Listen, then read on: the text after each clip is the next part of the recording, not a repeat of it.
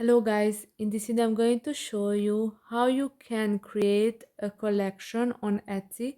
But first I wanted to tell you that don't forget to subscribe, because at 10,000 subscribers I'm going to show you my YouTube revenue statistics and my growth strategy, how you can make money online. So first open the app. After that, click on the favorites, which is at the bottom of the screen. Then you can see the create a collection option. You have to click on that, and then you can select items for your collection. Click on the next. You have to give a name for your collection. I will give necklaces. All right. And you can make this collection private. So if you don't want others to see this collection, make it private. If you want that, you have to turn this option on. And after that, click on the create collection, and then you're all set.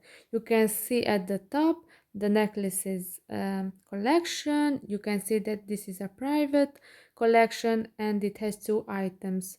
And if you want to edit it, you have to click on the edit. You can rename it, make this collection not private, or you can delete the collection. If you are all done, then click on the save, and that's all.